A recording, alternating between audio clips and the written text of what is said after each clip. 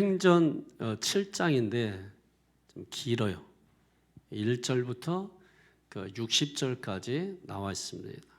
그러나 여러분이 잘 정리할 수 있도록 제가 요약을 잘 해드릴 테니까 저를 잘 따라오시면 됩니다. 우리가 지난 시간에 사도행전 6장의 핵심은 뭐였어요? 본질로 돌아가자. 본질에서 벗어나지 말자. 본질을 사수하자.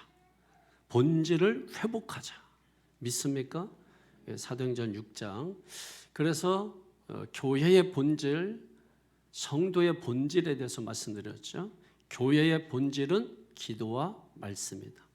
성도의 본질은 은혜와 권능이다. 그래서 기도와 말씀을 통해서 교회가 부흥하고 성장하는 결과를 가져왔고, 은혜와 권능을 통해서 기사와 표적이 나타났습니다. 이게 대표적으로 스데반을 통해서 나타났죠. 그래서 스데반에게 은혜와 권능이 충만하고, 그리고 지혜와 성령으로 말했다고 했습니다. 그 지혜와 성령으로 말을 함으로 말미암아 스데반이 공회 앞에 서게 되고, 그래서 모함을 받고 억울한 일을 당했지만 그럼에도 불구하고 얼굴색이 변하지 아니하고 그의 얼굴이 천사의 얼굴과 같이 되었다. 이게 지난 시간에 살펴봤던 내용입니다. 그래서 우리가 빌립보서 1장 20절 말씀에 있는 것처럼 우리가 스데반의 신앙을 들여다보면 죽든지 살든지 주님을 위해서 죽고 사는 그런 삶이었다라는 것을 알 수 있습니다. 또 누가복음 13장 3절에서 5절 가운데 보게 되면 이제 예수님께서 전하셨던 말씀의 핵심이 나와요. 그 핵심이 뭐냐면 회개하라 이 이야기입니다. 회개하라. 그리고 마가복음 1장 15절에 두면은 회개하라는데, 회개하지 않으면 망하리라. 그래서 누가복음 13장 5절도 그렇고 또 3절도 그렇고 누가복음 13장 3절 또 5절 거기 보면 만일 너희가 회개하지 않으면 망하리라. 그러니까 회개에 대해서 말씀을 전했단 말이에요. 근데 스데반을 들여다보면서 누가 오버랩되냐면 예수님이 오버랩되는 거예요. 예수님이 보이는 겁니다. 딱 예수님을 닮았어요. 그래서 스데반이 말씀을 전할 때 되면은 회개하라 이 말씀을 강력하게 전하게 되는 겁니다.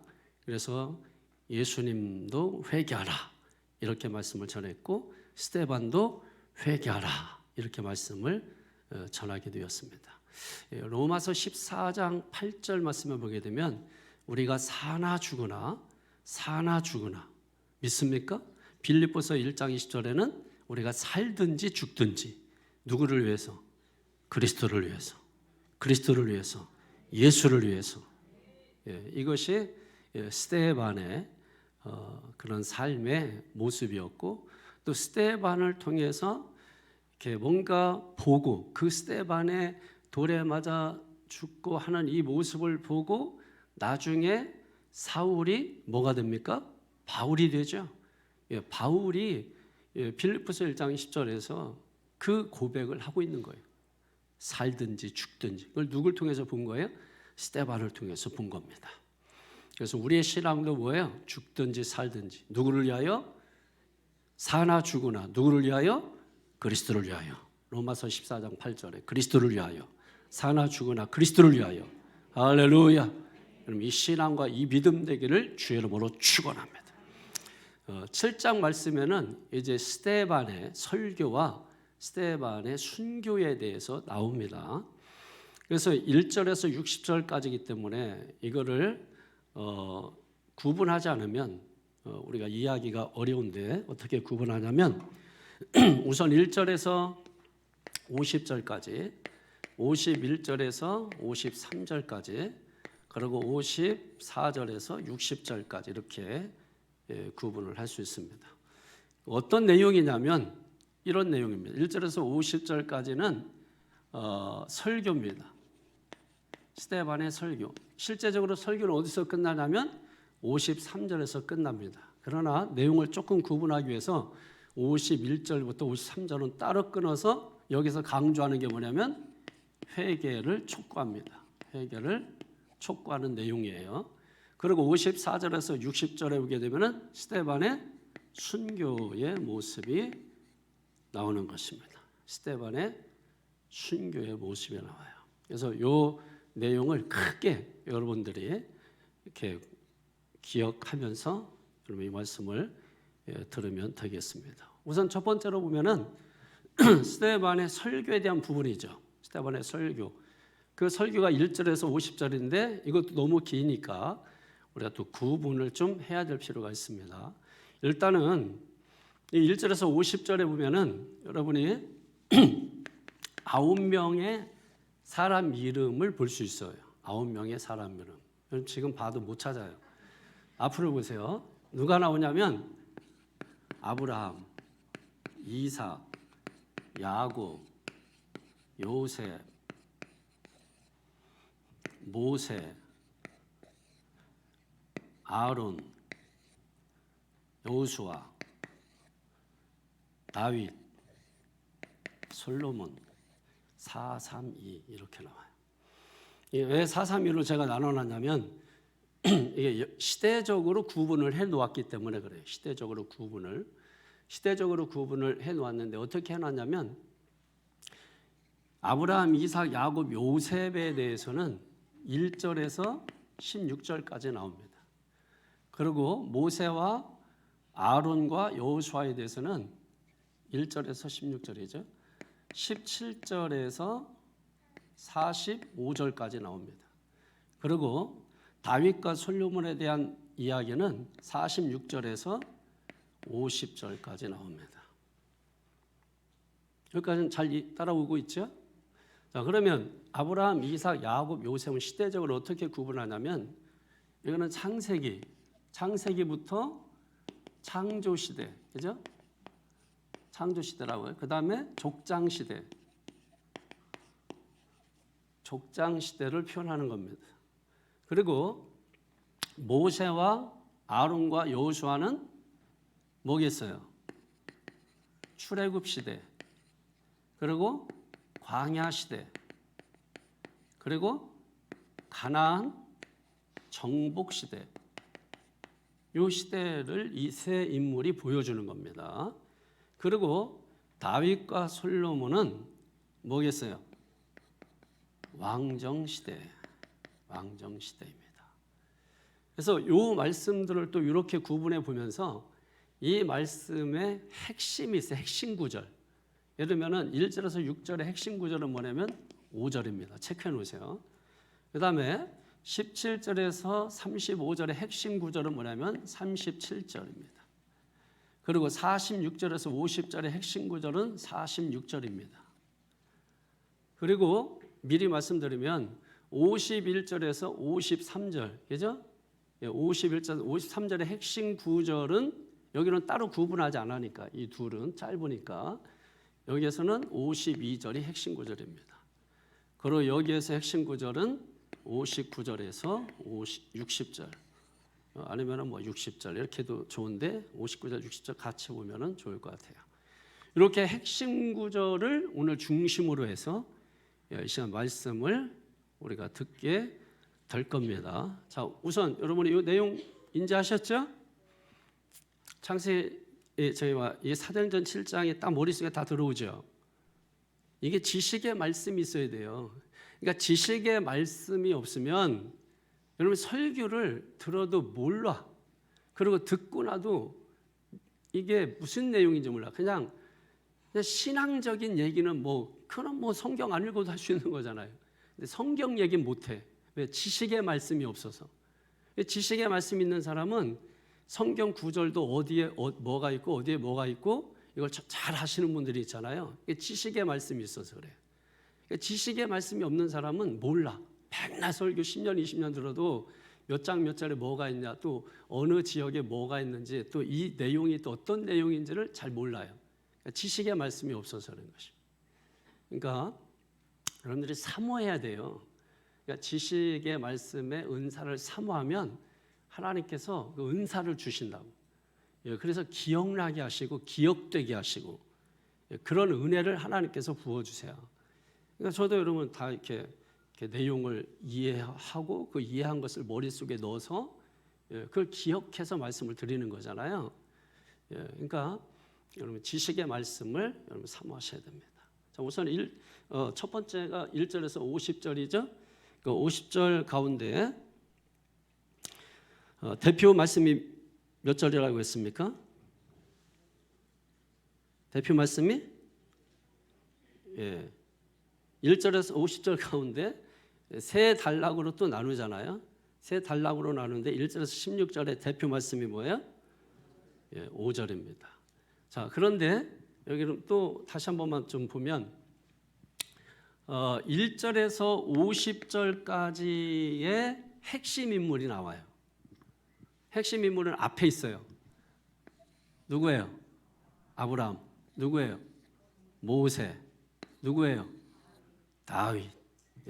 이게 이제 핵심 인물입니다. 그러니까 요 세 사람에 대한 이야기가 이제 오늘 1절에서 50절까지 주 메시지가 되겠죠.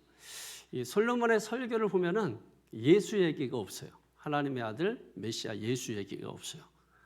이게 솔로몬 설교의 특징이에요. 그런데 솔로몬의 삶을 통해서 보면, 그리고 솔로몬이 전하는 그 메시지를 통해서 보게 되면 누가 보이냐면 예수가 보이는 거예요. 그래서 이 스데반은 누구를 닮았다? 예수를 닮았다. 예수를 더욱 닮았다. 이렇게 보는 것입니다. 그래서 뒤에 이제 말씀을 우리가 보면서 이제 들여다 보면 알 수가 있습니다. 자, 우선 첫 번째 족장 시대의 아브라함 이야기가 1절에서 16절이죠. 핵심 구절 보겠습니다. 5절에 시작. 그러나 여기서 발 붙일 만한 땅도 유업으로 주지 아니하시고 다만 이 땅을 아직 자식도 없는 그와 그의 후손에게 소유로 주신다고 약속하셨으며 아멘. 자, 5절에 체크해 놓으셨습니까? 그리고 여기 5절에서 중요한 단어가 뭐냐면 후손이라는 단어예요. 후손. 이 후손은 스페르마라는 말인데, 스페르마 이것은 씨라는 말입니다. 씨. 자, 무슨 씨를 말할까요? 호박씨, 살구씨 뭐 이런 얘기 하는 게 아니죠. 여기서 씨는 약속의 씨를 말하는 것입니다. 아브라함이 자식이 없는데 하나님이 뭘 약속했죠? 씨를 약속했잖아요. 내가 약속의 씨를 너에게 주겠다. 그 씨에서 누가 나왔습니까? 예수 그리스도가 나온 거죠. 이스라엘 백성들은 그 아브라함을 믿음의 조상으로 여깁니다. 사실은 아브라함이 위대한 건 아니죠. 아브라함도 우상을 숭배하고 그리고 자기 살겠다고 거짓말하고 그렇게 했던 아주 비겁한 사람이었었습니다. 그런데 중요한 것은 뭐냐면 하나님께서 그런 아브라함을 불러내시고 그런 아브라함을 약속의 땅으로 부르실 것입니다. 그래서 우리가 알아야 될 것은 아브라함을 우리가 위대하지만 아브라함에 빠지면 안 돼요. 우리가 어떤 사람을 존경하지만 그 사람에게 빠지면 안 돼요. 아브라함을 통해서 말씀하신 하나님을 주목해야 되는 거예요. 스데반이 위대하지만 스데반에게 빠지면 안 돼요. 스데반을 주목하면 안 돼요. 베드로 요한이 뭐라 했습니까? 너희가 왜 우리를 주목하느냐 그랬잖아요. 누구를 주목하라? 예수님을 주목해야 돼. 우리는 앞에서 간증하는 사람이 막 눈물 콧물 쏟게 하면 그 간증하는 사람에 빠져요. 여러분, 그러면 안 되는 것입니다. 그 사람을 통해서 일하시는 하나님께 주목해야 합니다. 그 사람의 간증을 통해서 하나님이 저렇게 일을 하시는구나, 저렇게 일하시는 하나님. 아까 찬양할 때도 구원을 위해서, 다 구원받기 위해서 한순간도 쉬지 않고 일하시는 하나님을 찬양했던 것처럼 가사를 우리가 기억하면서 가사 속에서 어떤 메시지를 주고자 하는지를 우리가 알아야 되잖아요. 그런데 우리는 하나님을 자꾸 잃어버려요. 그 사람이 어떤 일을 했으면 그 사람에게 빠져버려요. 그 사람을 통해서 일하시는 하나님을 바라봐야 돼요. 다윗을 바라보는 게 아닙니다. 다윗을 통해서 다윗에게 말씀하셨던 하나님을 바라봐야 되는, 하나님을 주목해야 되는 것입니다. 아브라함이 위대하죠. 그래서 아브라함을 믿음의 조상으로 이들이 바라보고 있습니다. 그런데 그 아브라함도 실수가 많은 사람이고 연약한 사람이고, 그럼에도 불구하고 하나님이 그를 부르시고 그에게 뭐예요? 약속의 씨를 주신 것이죠. 그 씨가 바로 누구예요? 메시아라는 겁니다. 그 메시아가 누구라는 거예요? 예수라는 겁니다. 그런데 지금 너희가 그 씨를 기다리고 있구나, 아직도 그 씨를 너희가 기다리고 있구나 하는 내용을 이 아브라함 이야기를 통해서 이렇게 들려주고 있는 거예요. 이게 1절에서 16절까지의 내용입니다. 아직도 너희가 그 씨를 기다리고 있구나, 이 얘기예요. 아시겠습니까? 자, 그 다음에 두 번째 단락이 17절에서 뭐예요? 45절까지입니다. 핵심 구절이 어디에? 37절입니다. 시작. 이스라엘 자손에 대하여 하나님이 너희 형제 가운데서 나와 같은 선지자를 세우리라 하던 자가 곧 이 모세라. 아멘. 모세는 출애굽, 또 광야 시대, 또 가나안 정복 시대 아울러서 이렇게 모세와 아론과 여호수아까지 대표적으로 오늘 모세를 말씀을 하고 있는 것이, 그 모세를 대표적으로 말씀하는 이유가 무엇입니까?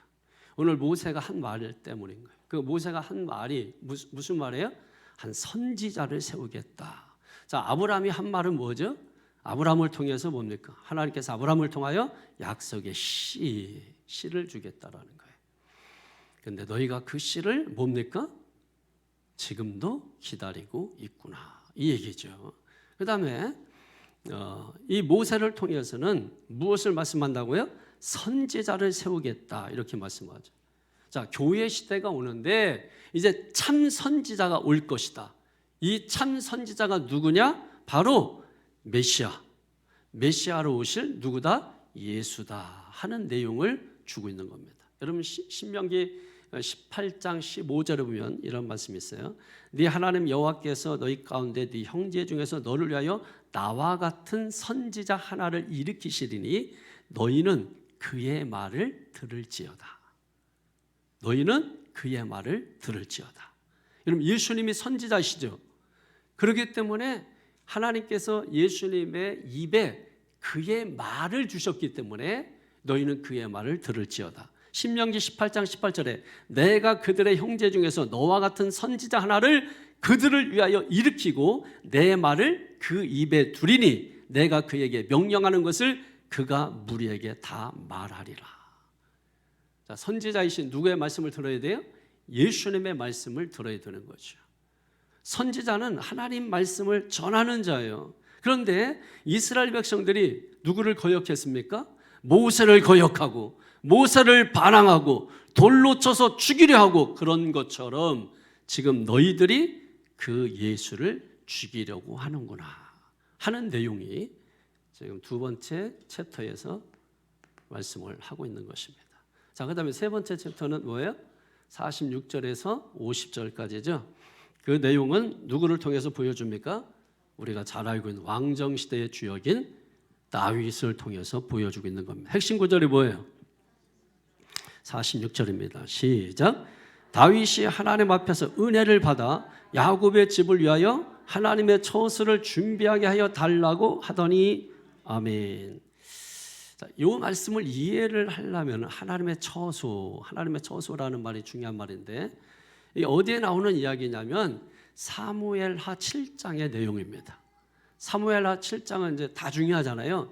1절에서 29절까지 있는데 그 1절에서 29절까지 모든 내용이 다 메시아에 대한 이야기예요. 다 메시아에 대한 이야기입니다. 다윗이 여러분 승승장구했잖아요. 다 정복하고 승승장구하고 승리하고 이기고, 그러고 나서 이제 어느 날 자기 왕궁, 백향목으로 지은 그 왕궁에서 이렇게 가만히 깊은 생각에 젖었어요. 그 깊은 생각에 젖었을 때 갑자기 머릿속에 드는 생각이 이런 생각이었죠. 나는 백향목궁에서 이렇게 아름답게 편안하게 참 쉬고 있는데 하나님의 법궤는 텐트 안에 있구나. 그죠? 옛날에 제가 설교할 때 여러분 떠오를지 모르겠지만은 여보 아버지 집에 보일러 놔둬야 되겠어 하는 마음이 있는 거죠. 하나님께서 이제 그 마음을 기쁘게 받으신 거예요. 그러니까 나단 선자를 통해서 다윗이 이제 나단 선자에게 얘기하니까 나단 선자가 하나님께 가서 기도하니까 하나님께서 야 무슨 내가 사람이 손으로 지은 집에 있겠느냐. 그러면서 하신 말씀이 뭐냐면 오히려 내가 너희를 위하여 집을 지어주리라 이렇게 말씀해요. 그러면서 계속해서 사무엘 7장에 보게 되면은 어떤 걸 계속 약속하냐면 너희의 왕국이 영원하리라, 너희의 집이 영원하리라 이런 말씀을 해주십니다. 사무엘하 7장 11절에서 13절 대표적으로 한번 읽어볼까요? 사무엘하 7장 11절에서 13절. 제가 옛날에는 성경도 이렇게 찾으면서 막 했는데 시간이 막 너무 많이 가가지고 그래서 좀 이렇게 줄이다 보니까 요즘은 제가 가능하면 그냥 제가 그냥 다 해버리죠. 자, 7장 11절 13절 시작. 전에 내가 사사에게 명령하여 내 백성 이스라엘을 다스리던 때와 같이 아니하게 하고 너를 모든 원수에게서 벗어나 편히 쉬게 하리라. 여호와가 또 네게 이르노니 여호와가 너를 위하여 집을 짓고 네 수완이 차서 네 조상들과 함께 누울 때에 내가 네 몸에서 네 씨를 네 뒤에 세워 그의 나라를 견고하게 하리라. 그는 내 이름을 위하여 집을 건축할 것이요 나는 그의 나라 왕위를 영원히 견고하게 하리라. 아멘. 하나님의 처소가 성전이죠. 성전이 누구예요? 성전이 누구예요? 참된 성전이 누구예요? 예수님이시죠. 지금 이 이야기를 하고 있는 겁니다. 누구 이야기예요? 결국은 예수 이야기예요. 그럼 스데반이 왜 성전 이야기를 하고 있느냐? 지금 스데반이 고발당해서 공의 앞에 선 이유가 뭐예요? 지금 자기 자신을 성전이라고 말하는 그 예수, 그 다음에 그 성전을 스스로 허물어버리겠다고 말한 그 예수, 그 예수를 전하기 때문에 너는 지금 율법을 범하고 있다, 너는 불법을 행하고 있다. 그래서 지금 스데반을 잡아서 공의 앞에 세운 것이거든. 그러니까 스데반이 참 성전이 무엇이냐 하는 것을 지금 이들에게 보여주는 거예요. 참 성전은 바로 너희가 기다리는 메시아, 지금 우리 앞에 오신 예수 그분이 참 성전이시다 하는 이야기를 1절에서 50절 통틀어서 지금 스데반이 유대인들에게 이걸 전하고 싶은 거예요. 그 이야기를 1절에서 50절까지 하고 있는 것입니다. 이 세 가지 내용을 통해서 짧게 봤지만 핵심은 다 들어가 있어요. 핵심은 다 여기에 들어가 있는 겁니다. 그 다음에 두 번째 보면 회개를 촉구하는 내용이죠. 51절에서 53절에.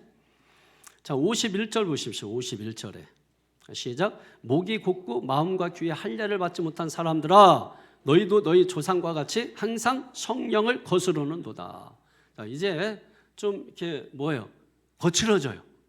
앞에서는 시대적으로 역사적으로 구분하면서 예를 들면 창세기부터 말라기까지 선지자 얘기까지 나왔으니까 창세기부터 말라기까지의 쭉 구약 전체를 지금 더듬었단 말이에요. 그러면서 시, 그 다음에 선지자, 그리고 성전 쭉 말했잖아요. 이 세 챕터에서 그게 바로 예수다, 너희가 기다리는 메시아 예수다 하는 내용을 말했단 말이에요. 그런데 유대인들이 그걸 받아들이지 않아요. 받아들이지 않는 거야. 그래서 마지막에 좀 내용을 쪼갰다고 했죠. 51절에서 54절까지 3절까지 4절까지 53절까지 51절에 목이 곧고 마음과 귀에 할례를 받지 못한 사람들아, 목이 곧고 마음과 귀에 할례를 받지 못한 사람들아. 이게 무슨 얘기예요? 할례를 뭐 어디다 목에다 받아 할례를? 목다? 그러면 어디 어떻게 받아? 할례는 육체의 표피를 잘라내는 거잖아요. 그런데 진짜 참 할례는 그런 육체의 할례가 아니라 피 언약, 새 언약이라는 것입니다.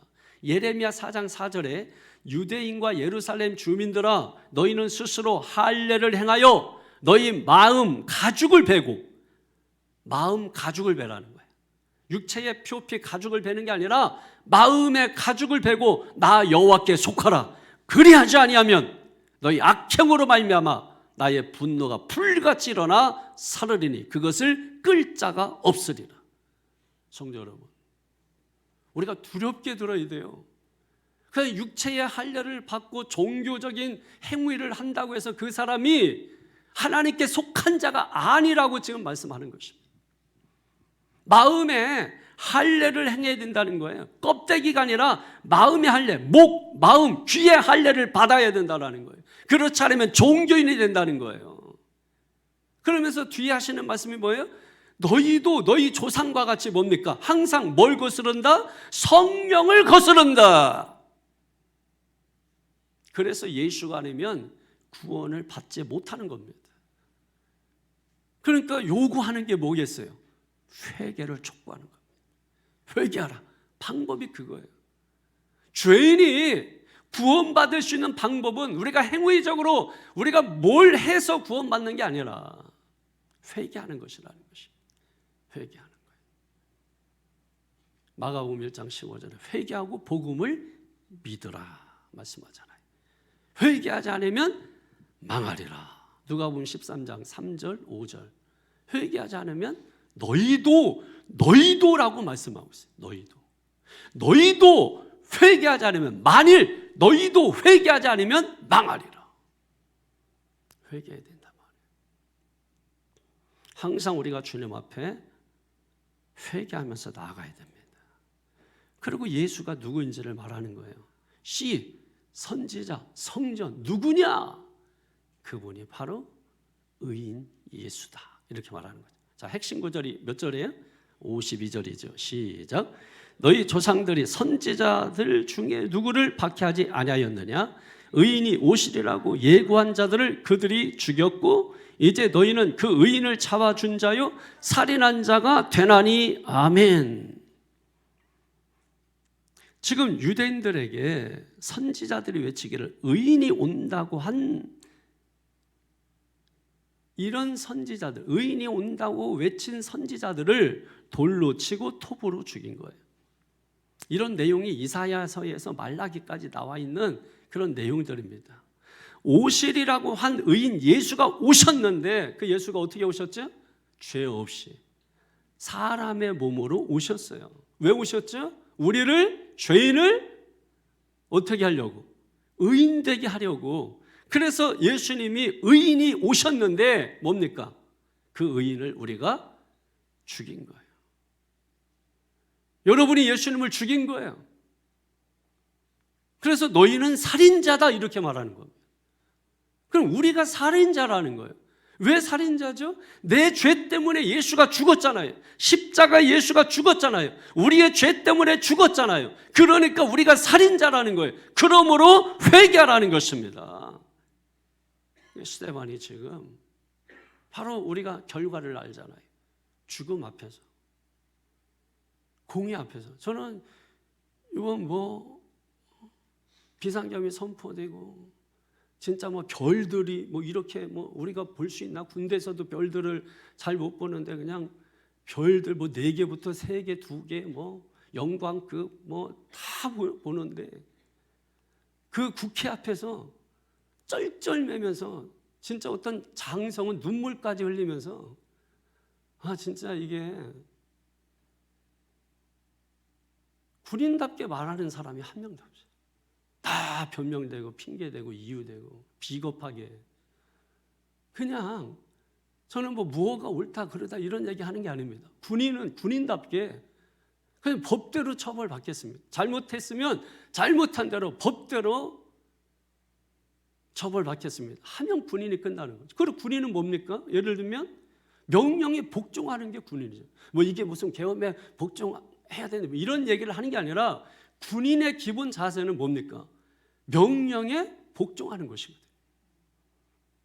근데 요즘 세대는 불복종하는 거를 가치 있게 여기는 거예요. 개인에게 맡기는 거예요. 옳고 그름을. 그래서 옳다고 생각되면 따르고 옳지 않다고 생각하면 따르지 마라. 여러분, 이게 큰일 날 일입니다. 자, 부대 앞으로 했는데 지금 전쟁이라서 막 밀고 오는데 개인이 생각하는 거야. 이건 사람을 죽이는 건 옳지 않아. 여호와 증인들처럼 총을 드는 건 옳지 않아. 그래서 얘들 군대 안 보내고 정부에서 어떻게 해요? 영창에 보내잖아요. 대신에. 마찬가지로 그렇게 되면 앞으로 부대 앞으로 해도 개인의 생각에 그냥 내 양심상 나는 사람을 총으로 아무리 전쟁이라도 죽일 수 없어. 그러면 옳지 않다고 판단하면 총을 놓고 도망가도 그건 괜찮은 게 되려버리는 거예요. 여러분 그렇지 않아요? 지금 스데반은 공의 앞에 서 있는 겁니다. 다시 말해서 공회의원들은 국회의원이에요. 국회 앞에 70명의 국회의원 앞에 지금 혼자 죄인의 몸으로 묶여서 와 있는 겁니다. 그럼에도 불구하고 그는 뭐예요? 오히려 얼굴색 하나 변하지 아니하고 오히려 천사의 얼굴과 같이 되어서 지금 그들 앞에서 이와 같이 설교를 하고 있는 것입니다. 그리고 그들을 향하여 뭡니까? 회개하라. 회개하라고 외치고 있는 거예요. 회개하지 않으면 망하리라. 너희가 죽인 예수가 메시아다 외치는 겁니다. 그래서 결국은 성 밖으로 어떻게 돼요? 성 밖으로 그 영문 밖이에요. 영문 밖. 그래서 성도는 자꾸 성 안으로 들어가는 게 아니에요. 영문 밖으로 가야 되는 거예요. 오늘날 신앙은 거꾸로 돼가지고 영문 밖으로 가고자 하는 사람이었어요. 왜? 제자가 없으니까. 다 팬이에요. 예수님 쫓아다니는 팬들밖에 없어요. 팬들은 예수님을 따라가지 않습니다. 저쪽에 더 나은 게 있으면 그쪽으로 우하고 따라갑니다. 그게 팬이에요. 팬의 팬인가 제자인가 이걸 우리가 잘 돌아볼 수 있어야 돼요.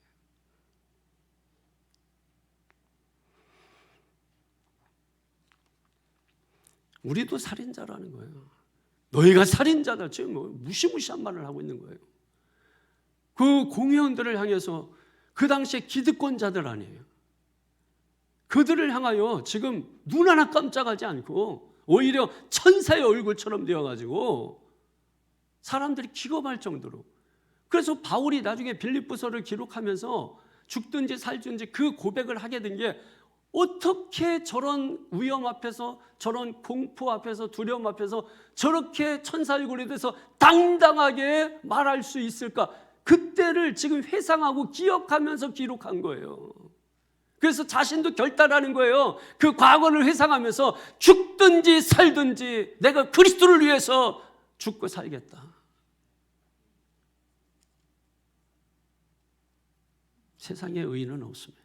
오직 예수밖에 없습니다. 그런데 그를 너희가 잡아 죽였다. 너희가 살인자다.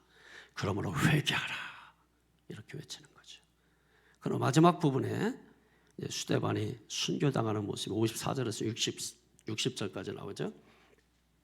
스데반이 죽으면서 하늘문 열린 거 바라보면서 드디어 누구를 말하냐면 예수를 말합니다. 54절 보세요. 시작. 그들이 이 말을 듣고 어떤 말이죠? 앞에 있는 말을 앞에 지금 회개하라. 앞에 있는 말들 그 다음에 시, 선지자, 성전 이야기 이런 이야기들을 듣고 뭐예요? 마음에 찔려. 여러분 베드로의 설교 사도행전 2장 37절에 보게 되면 베드로의 설교를 듣고 똑같은 반응을 일으키죠. 마음에 찔려. 거기서는 어떤 일이 일어났습니까? 회개하고 3,000명이 예수를 믿었단 말이에요. 그런데 오늘 본문에 마음에 찔렸는데 이 사람들은 어떻게 합니까? 그를 향하여 뭘 갈아요? 이를 갈거늘. 베드로 설교는 마음에 찔려 회개하고 3,000명이 회개했는데 스데반의 설교는 마음에 찔렸는데 이를 갈았다. 스데반이 베드로보다 설교 못한다, 이런 뜻이 아니에요. 이것도 하나님의 은혜의 섭리에 들어가는 겁니다. 55절 보실까요? 시작. 스데반이 성령 충만하여 하늘을 우러러 주목하여 하나님의 영광과 및 예수께서 하나님 우편에 서신 것을 보고. 아멘. 스데반이 지금 뭐하여? 성령 충만하여. 스데반이 사도행전 6장부터 성령 충만하여, 계속 성령과 지혜가 충만하여, 그리고 계속 충만하여 7장에까지 순교 직전에도 성령 충만하여. 할렐루야. 성령 충만하여 계속해서 성령 충만하시기를 주님의 이름으로 간절히 축원합니다.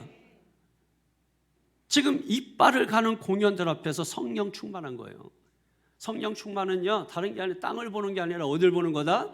하늘을 바라보는 거다. 어딜 보는 거다? 하나님의 나라를 바라보는 거다. 누굴 바라보는 거다? 하나님을 바라보는 것이다. 그래서 히브리서 12장 1절에 오직 주를 바라보라. 주를 바라보라. 믿습니까? 주를 바라보는, 그게 성령 충만이에요.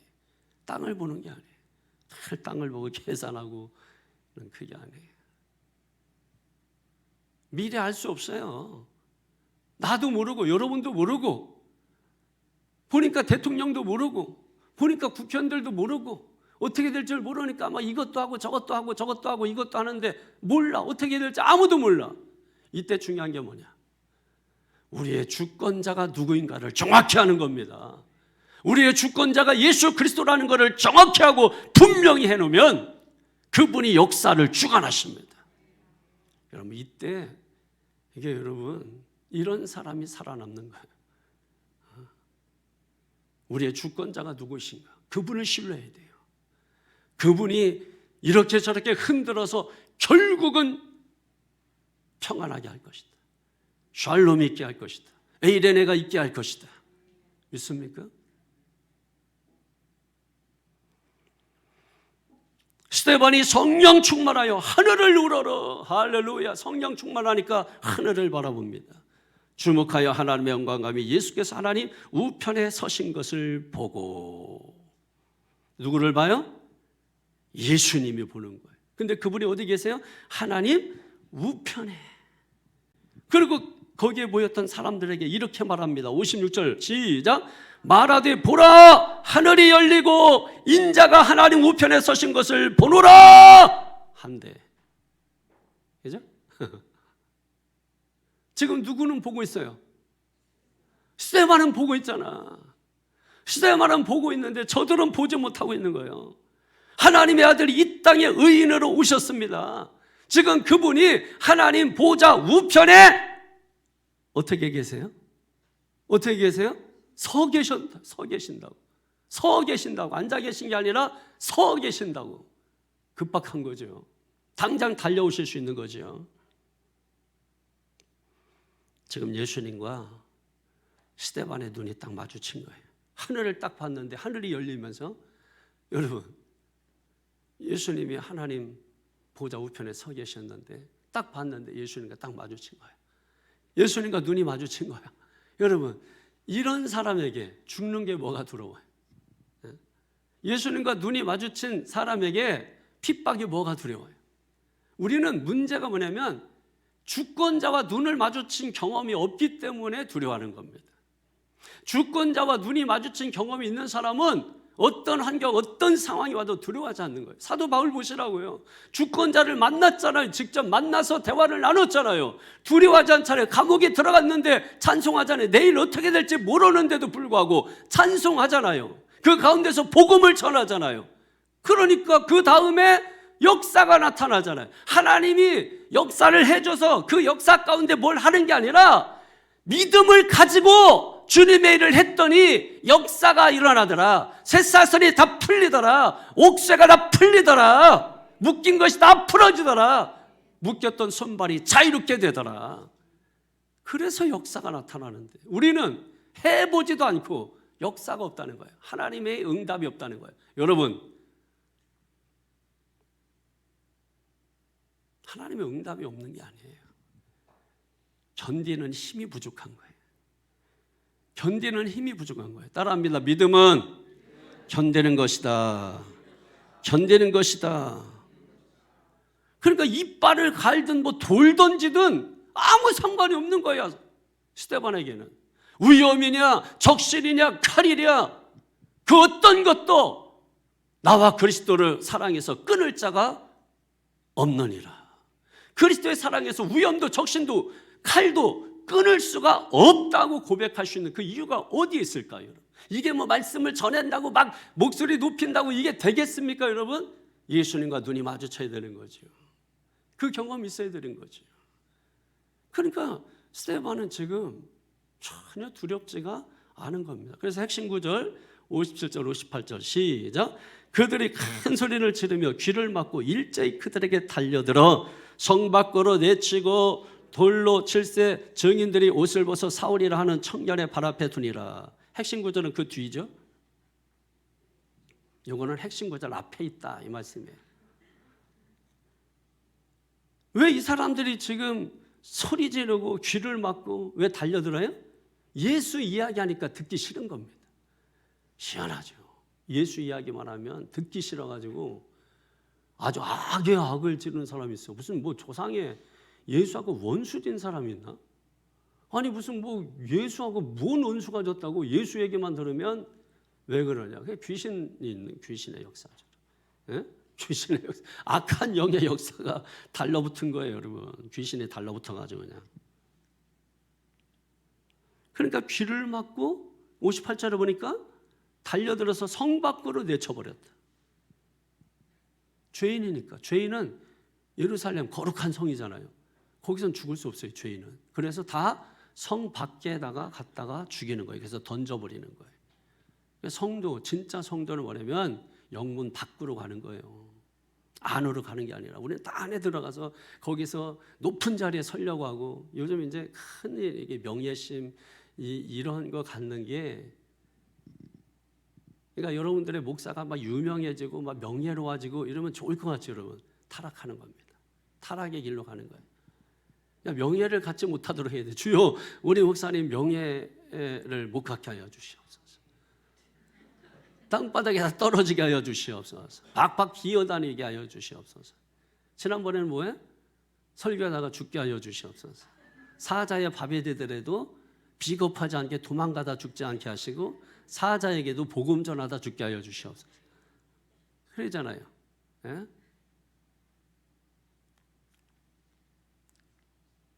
하여튼 이런 얘기하면은 다 기가 막히게 집중들 해가지고 어떻게든지 저를 죽이려고 하지만 저는 여러분 쉽게 그렇게 죽을 사람이 아니에요. 딱 보고서 싸워야 돼요. 여러분 사람하고 싸우려고 해도 내가 싸울 상대인가 이렇게 보고서 싸워야지. 여기 이제 드디어 누가 나와요? 사울이 나와. 이제 사울이 바울 돼요. 그래서 이제 9장부터 나오는 거야. 9장부터 누구 얘기가 나와요? 바울 얘기가 이제 나와. 그러다가 10장에 베드로 얘기 나오다가 또 11장 나오다가 이제 본격적으로 13장부터 나오는 거지. 왜냐하면 이제 사도행전은 두 챕터로 크게 나누잖아요. 1절에서 12장까지 베드로 중심 이야기 나오고, 그죠? 예루살렘을 중심으로. 그다음에 13장부터 28장까지가 바울 중심으로, 안디옥을 중심으로 해서 바울 이야기가 나오는 것입니다. 9장부터 이제 다마스커스 도상에서 예수님 만나는 모습이 이제 9장에 나오는 거예요. 다소로 가가지고 고향이죠. 거기 가서 이제 성경 공부하고 뭐 이러면서 이제 안 나와. 그러다가 13장부터 이제 전적으로 나오게 되죠. 스데반의 당당한 이 모습을 바라봤던 사울이 예수님을 영접하는 거예요. 그리고 그가 사도가 돼서도 스데반을 기억하는 거야. 스데반이 다 봤잖아. 사울이 그 눈앞에서 이게 펼쳐지는 거. 눈 하나 껐다 가지 않고 천사의 얼굴처럼 돼서 억울한 일을 당하고 누명을 뒤집었어도 얼굴색이 변하지 않고, 우리는 조금만 오해받는 일이 있으면은 얼굴이 벌써 울그락불그락 막 해가지고 아주 그냥 대단해요. 그러면서 예수님처럼 기도하는 거 보시라고. 59절 시작. 그들이 돌로 스데반을 치니 스데반에 부르짖어 이르되 주 예수여 내 영혼을 받으시옵소서. 누가복음 23장 46절에 보게 되면은 예수님께서 내 영혼을 받으시옵소서 기도하잖아요. 그리고 핵심 구절 60절에 시작. 무릎을 꿇고 크게 불러 이르되 주여 이 죄를 그들에게 돌리지 마옵소서. 이 말을 하고 자니라. 아멘. 저들 들으라고 크게 주여 부르는 거예요. 주 예수여. 59절에 내 영혼을 받으소서. 60절에 저들의 죄를 사하소서. 예수님처럼 예수님 십자가에 6시간 달린 후에 누가복음 23장 34절에 오게 되면은 아버지여 저들의 죄를 사하여 주시옵소서. 누구처럼 기도해요? 예수님처럼. 스데반이 꼭 예수님을 닮았다. 스데반의 삶과 스데반의 그런 이 설교를 통해서 예수님의 모습을 이렇게 들여다보는 것 같습니다. 말씀을 정리하겠습니다. 처음에도 말씀드렸듯이 그렇다고 해서 스데반을 영웅시하거나 또 다윗을 영웅시하거나 아브라함을 영웅시하거나 우리가 위대하게 신앙의 위대한 인물로 바라보는 것은 좋지만 그들을 너무 영웅시해서 하나님을 잃어버리면 안 돼. 다윗을 배우자 해놓고 하나님을 놓치고 다윗만 배워놓으면 아무 의미가 없어. 다윗은 아무것도 아니야. 다윗도 이러면 실수하고 이런 그랬죠. 근데 그런 다윗을 하나님이 들어서 쓰신 하나님이 위대한 거지 다윗 자체로는 위대한 게 아니에요. 인간적으로 보면은 싸움도 잘하고 전쟁도 잘하고 이런 부분도 분명히 있죠. 그러니까 하나님이 쓰시기도 하시는 것인데 그러나 하나님이 붙들지 않았으면 다윗도 다윗이 되지 못하는 거예요. 솔로몬도 마찬가지고 이 9명 다 마찬가지입니다. 그러니까 우리가 너무 사람을 영웅시하고 오늘 우리 시대는 자꾸 그 예수를 만들려고 해요. 자꾸 이렇게 스포츠 스타도 영웅 하나 만들려고 하고 그리고 정치인들 중에서도 영웅을 자꾸 한 사람 만들려고 그래요. 그게 여러분 다 보이잖아. 근데 이런 게 오늘 이 불안한 사회 속에서 나타나는 현상이에요. 그들이 자기의 구원자라고 생각을 하는 거예요. 저 사람이 나를 구원해. 그래서 저 사람이 돼야 된다. 이런 생각이 있는 거예요. 병든 사회입니다. 그 사람들이 하는 거 아니에요. 제가 얘기했잖아요. 이 나라의 주인이 있다고. 이 모든 것의 주권자가 있다고. 우리는 누구예요? 우리는 알고 있잖아요. 우리는 알아야 됩니다. 우리는 정답을 알고 있습니다. 누구입니까?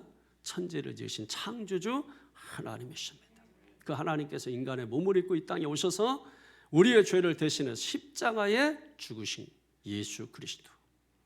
그분이 우리의 주권자입니다.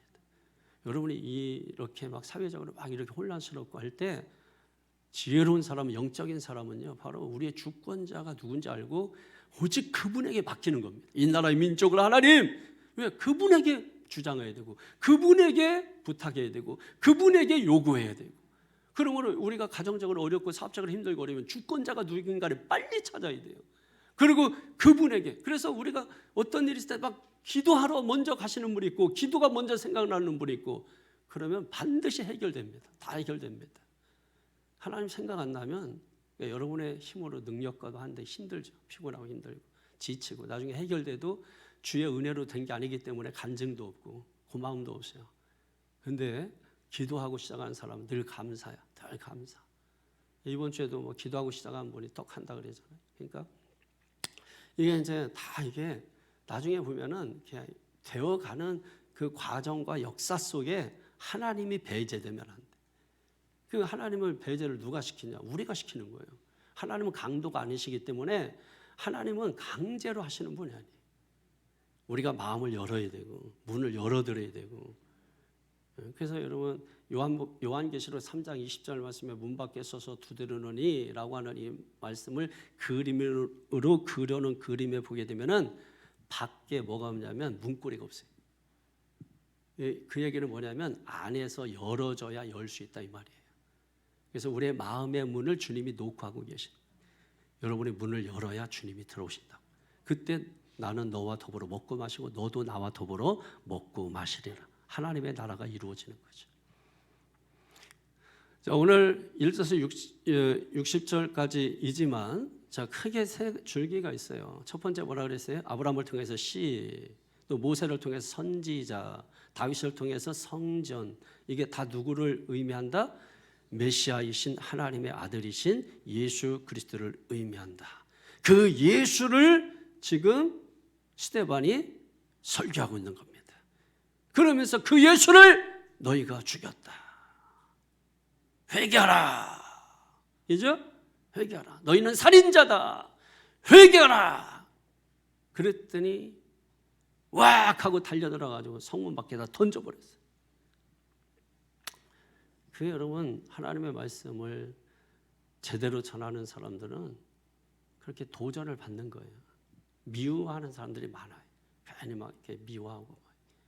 근데 여러분, 그게 어쩔 수 없어요. 그러니까 하나님의 말씀을 이렇게 하나님 말씀이라고 하면서 이제 비스하게 전하면은 마음의 짐이나 상처를 안 주거든. 그러니까 그런 데는 좋아해. 좋아. 따뜻한 거 좋아. 여러분, 그러면은 신앙이 성장 안 해요. 오히려 무너져. 그래서 강하게 이 추운 겨울날은 추위와 맞서서 싸워야 돼. 추위를 피하려고 하면 안 돼. 그냥 날씨가 오늘 춥다 그러면 밖에 나가야 돼. 빨개 벗고 나가서 막 싸워야 돼. 부딪히고. 애들 막 추운데 나가지 마라 이러면 안 되고, 오늘 아주 강추위다. 나가서 놀다 와라. 그래 강해져. 그래 강해지고 막 이렇게 하는 거예요. 오늘 날씨 얼마나 추워요. 아까 태풍이 올 때 보니까는 내가 이상한 걸 입고 왔는데 보니까 위에 알몸에다가 그 그릴 때 이렇게 앞치마 하는 거, 앞치마만 뒤에 등 다 하나도 없고 아무것도 안 입고 그것만 입고 교회 간다 그래가지고 나 깜짝 놀랐어요. 그래서 잠바를 강제로 입혀가지고 왔는데 보니까는 벗겼더니 뒤가 홍하고 앞에 강하게 키워야 돼. 강하게. 아셨죠? 그래서 제가 여러분들 강하게 키우는 거예요. 하나님 나라의 특전사, 아니 특전사 요즘 좀 별로던데. 아니 다 뭐 약해. 저는 이제 기대하는 게 있잖아요. 군인다운 거. 예? 군인다운 거. 잘했든 못했든 법에 따르겠습니다. 잘못한 것에 대해서는 벌을 받고 따르겠습니다. 이게 안 나오나?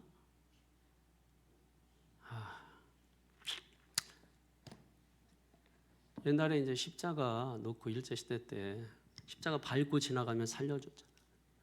십자가 밟고 지나가면.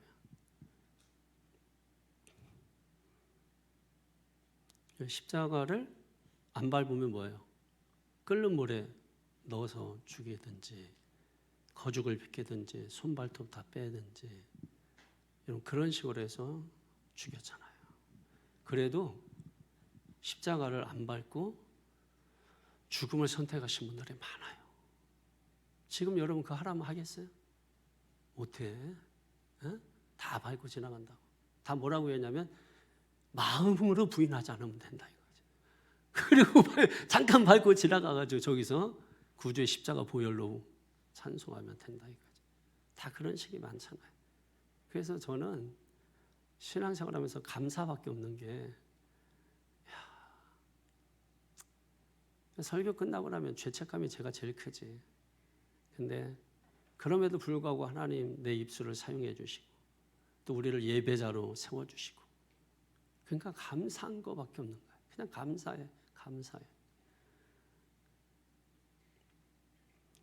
스데반 같이 죽음이 온다 할지라도 예수는 부인하지 않고, 그죠? 당당하게 공의 앞에 서서, 국회의원 앞에 서서 교회 문 닫으면 나도 죽겠습니다 하고 국회에서 가장 높은 곳에서 뛰어내리고. 누가 여러분 중에 하시라 이거예요. 저는 또 설교를 또 계속 해야 되기 때문에 이게. 자, 여러분, 우리가 우스갯소리를 하지만은 좀 마음속에 이 시간에 좀 다 잡았으면 좋겠어요. 기도할 겁니다. 기도할 건데, 스데반의 오늘 이 설교 통해서 우리에게 주는 메시지가 아주 강하지 않습니까? 네가 살인자다. 우리 그런 생각 안 해봤잖아요. 맨날 유대인만 나쁜 놈이고, 뭐 바리새인만 나쁜 놈이고, 나는 좋은 놈이고, 아주 잘하는 놈이고, 나는 그냥 굉장히 괜찮은 놈이고, 막 그러잖아요. 회개할 사람도 아니고 나는 칭찬만 받아야 될 사람이고 막 하는 거죠. 그게 아니고 오늘 시간에 우리가 다 내려놓고 나는 살인자입니다. 왜? 내 죄 때문에 예수님 죽었으니까. 간접적으로 살인자잖아요. 그걸 회개하라는 거예요. 회개하라는 거예요. 회개하면 구원을 주신다는 거예요. 회개하면 하나님 나라를 우리로 인도해 가신다는 거예요. 그건 뭐가 어려워요? 회개하는 게. 주여, 죄인입니다. 용서하여 주시옵소서. 우리 간절한 마음으로 삼하며 주님의 은혜를 구하는 저와 여러분 되기를 주의 이름으로 축원합니다. 우리 주여 한번 부르겠습니다.